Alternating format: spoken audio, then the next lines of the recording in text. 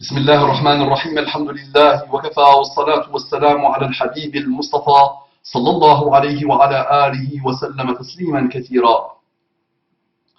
إن الله وملائكته يصلون على النبي يا أيها الذين آمنوا صلوا عليه وسلموا تسليما. رب اشرح لي صدري ويسر لي أمري واحلل عقدة من لساني يفقه قولي. إخواني أخواتي أبنائي بناتي أصدقائي صديقاتي أعدائي عدواتي صلي وسلم على محمد. Attention, il paraît que c'est ma marque de fabrique. Attention, صلي وسلم على محمد avec deux doigts. Attention. Kalachnikov, attention, attention. Je vous aime tous, vous le savez maintenant. Plus je le répète, plus vous allez finir par douter de mon amour. Je vous aime, mais je le répète déjà. Et je vous dis assalamu alaikum wa rahmatullahi wa barakatuh. Vous les musulmans, amis ou ennemis, je vous aime. Allah, mais quel bonheur. Mais quel bonheur, ça m'apaise. Ça me fait du bien. Ça me réchauffe le cœur. Et le corps aussi, dans cette période de froid. Ça me réchauffe tout ce qui bouge et tout ce qui ne bouge pas. Très bien. Mes frères et sœurs en humanité, en universalité, j'aime bien l'universalité, ça sonne bien ça. En citoyenneté aussi. Nous sommes dans les mêmes bateaux, en tant que citoyens du monde. Qu'est-ce que je dois vous dire, vous? Je dois vous dire qu'Allah vous accorde les délices infinies de la guidée islamique. Qu'est-ce que vous attendez? Qu'est-ce que vous attendez avec l'accent bédouano-sud, bédouano-sudo-parisien? Qu'est-ce que vous attendez pour m'aimer en Allah? Et qu'est-ce que vous attendez pour me permettre de vous aimer en Allah? Donc là, ils sont en train de réfléchir. Qu'est-ce que vous attendez? Devenez musulman, vite. Ah ouais, mais tu fais du prosélytisme. Prosélytisme, c'est pas bien. Bon, qui l'a dit? Depuis quand? Je parle. Je suis libre de parler, tu es libre d'écouter et de ne pas écouter. Et je suis libre de te faire la tête et de ne pas parler.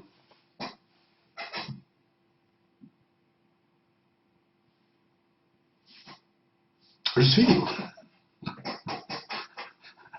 Donc, prosélytisme. Je vais te prosélytiser. Époque, ça me rappelle un rappel que j'ai fait sur le prosélytisme. Époque. Époque. Donc attention. Je te prosélytise, oui, je prosélytise, tu prosélytises, toi tu prosélytises pas. Prosélytise, toi tu prosélytises pas. Prosélytiser. Toi non. Ah, pourquoi moi je suis kafir comme tu dis, alors je ne dois pas prosélytiser?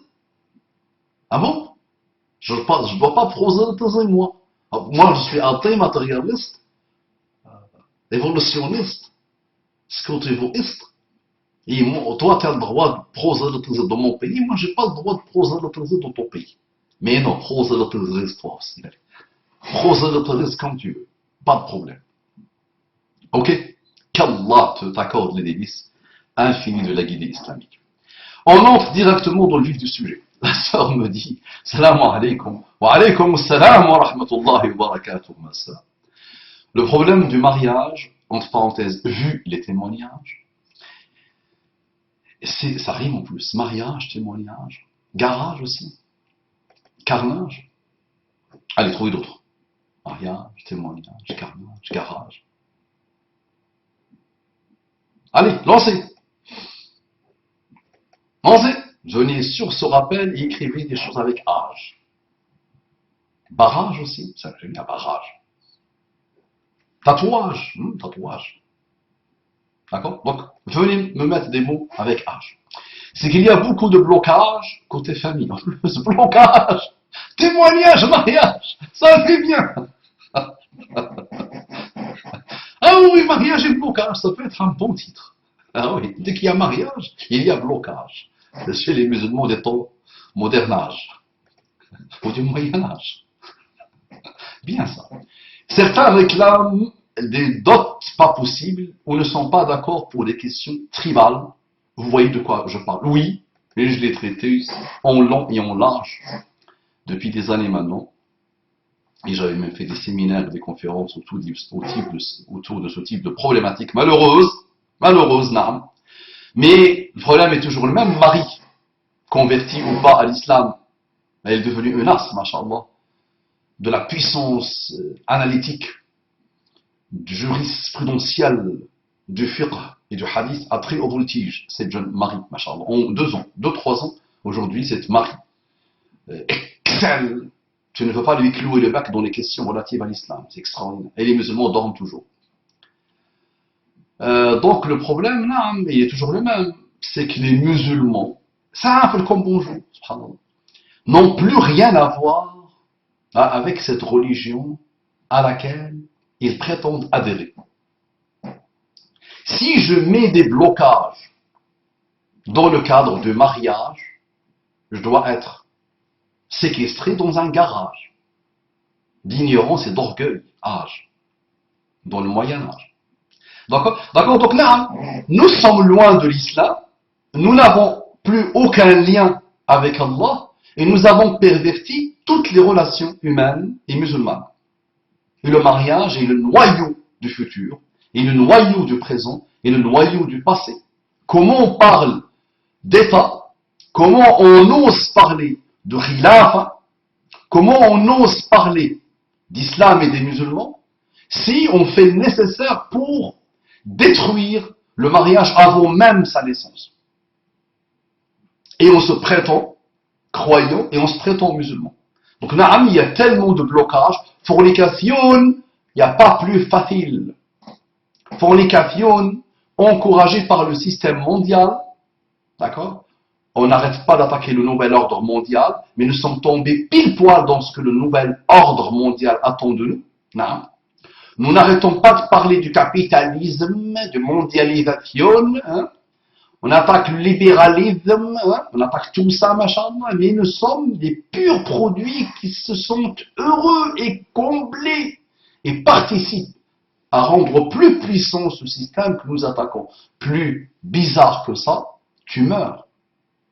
Donc, fornication, le système mondial la veut, l'encourage, fait tout pour qu'elle explose dans le monde. Non. Fornication veut dire aucune responsabilité. Fornication veut dire destruction totale de l'humain.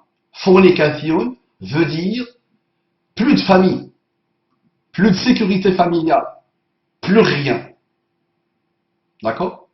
Et nous sommes tombés dedans. Les familles aident, oui, avec leur blocage, avec leur orgueil, naam, avec leur tribalisme qui pue, comme a dit Muhammad sallallahu alayhi wa sallam, qui est une puanteur, naam, et pour leur adoration de l'argent, plus capitaliste que ces musulmans, tu meurs.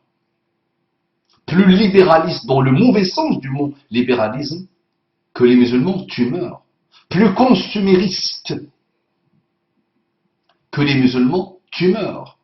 D'accord? C'est pour ça que nous avons insulté le mot musulman, malheureusement, quand on a prétendu être des musulmans. Parce qu'il y a une alphabet. Un alphabet, une alphabet. Je parle de garage, moyen-âge, témoignage, et je dis une alphabet. Va te faire quoi? Tu as compris quoi? Va te faire quoi? Attention, suicide pas bon. Oui, je vois de quoi tu parles. L'orgueil des familles sur cette question pousse certains à forniquer.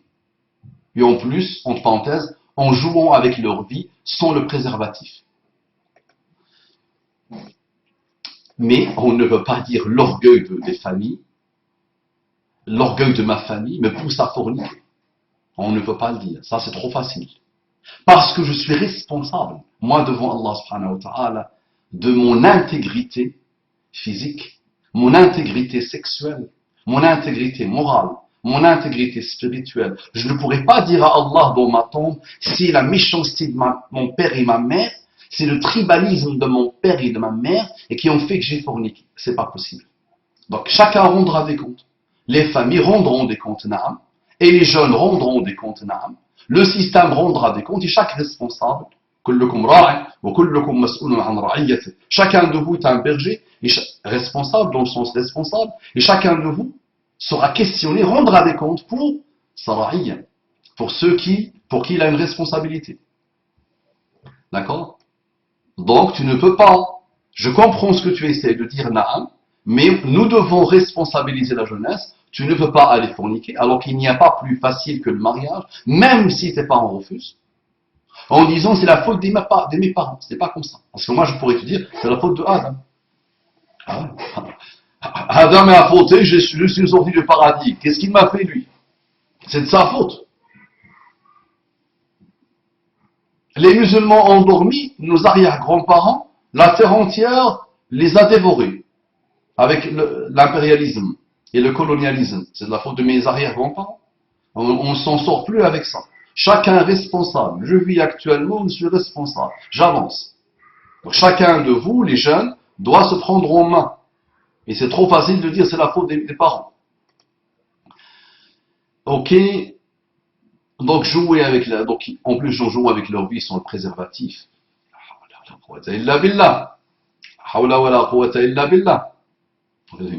Un morceau de chair rencontre un morceau de chair, comme j'ai toujours dit, et direct l'enfer. Et tu as passé une nuit d'enfer, n'est-ce pas? N'est-ce pas? Un petit morceau de chair comme ça là. Rien du tout. Rencontre un petit morceau de chair, je te fais le dessin. Hein. Ça se frotte un peu là, et l'enfer. Tu pars en enfer. Et là, tu penses que tu as passé une nuit d'enfer. Alors qu'il n'y a pas plus facile que le mariage. Le mariage est très facilité en islam. Facile, facile, facile comme bonjour. Très facile. Tu as déjà vu plus facile que le mariage islamique? Facile. Responsable, honnête, facile. Beaucoup de baraka si tu as une bonne intention. Et Allah te facilite. À toi l'homme et à toi la femme. Maintenant, jouer avec vous, oui. Et plus dangereux, c'est pas le sida. Je pense que c'est. J'ai pas mis le préservatif, j'ai eu le sida, ok, très bien. Ah non, le corps va mourir. Le corps mourra. Avec le sida ou sans le sida, celui qui ne meurt pas par un coup de sabre mourra par autre chose. Les causes de la mort sont diverses et variées, mais la mort est unique. C'est la même mort à la fin. C'est même pas ça le problème. C'est le sida de l'âme. La fornication range l'âme, l'anéantit sur la durée. Et c'est pour ça des gamins, les pauvres à 25 ans, 30 ans, 35 ans, après toutes les désillusions de leur vie, après tous les ravages sexuels qu'ils ont menés depuis l'âge de 12-13 ans, jusqu'à 28 ans, 30 ans, ils se disent maintenant je rentre dans la religion, ah, j'ai fait des choses mauvaises. Mais ils voient, ils n'arrivent pas, les pauvres. Ah bah tu t'es détruit pendant 15 ans, 20 ans, et tu penses qu'avec un claquement de doigts, en prétendant une chose, tout va être beau, et tu sentiras la sérénité, et le bonheur, et le nirvana. Le nirvana de l'éveillé Monsieur Bouddha, l'éveillé, le Bouddha. Tu penses qu'avec ça? Non, non, pas comme ça, c'est un travail. Tu t'es détruit 15 ans, 20 ans, tu paieras 40 ans, ça, 50 ans, avant peut-être d'atteindre la sérénité et l'apaisement que tu cherches. D'accord? Donc à toi de te remettre en cause dès le départ. Dès le départ. Je me préserve dès le départ. Là, ne vous approchez pas de la fornication. Simple. Simple. Non, je ne m'approche pas. S'il m'arrive de m'approcher parfois, hein, je trébuche, je tombe, je suis un humain, je me remets en cause rapidement. Et j'évite d'aller vers l'acte final. La rencontre de la chair avec la chair. C'est ça la fornication. La rencontre d'un morceau de chair avec un autre morceau de chair. Aïe, aïe, danger, danger, danger, danger. D'accord? L'orgueil des familles, très bien. Il y a une éducation des familles en plus de celle des jeunes, oui. À revoir. Sahih. Il y a une éducation des familles en plus de celle des jeunes, à revoir. Il y a une éducation, sahih. Mais qui a dit que les familles sont éduquées? Qui l'a dit? Aujourd'hui, chaque imam dans chaque mosquée, chaque responsable associatif dans chaque centre islamique ou pas, chaque personne qui a un minimum d'honnêteté humaine doit œuvrer, doit travailler comme il peut selon ses aptitudes et en fonction de ce qu'il aime pour éduquer et s'éduquer. D'accord? Les initiatives, alhamdoulilah, sont infinies. À toi de t'intégrer dans une initiative pour t'éduquer, pour éduquer tes parents, pour éduquer les plus âgés, pour éduquer les jeunes et pour avancer dans le bon sens.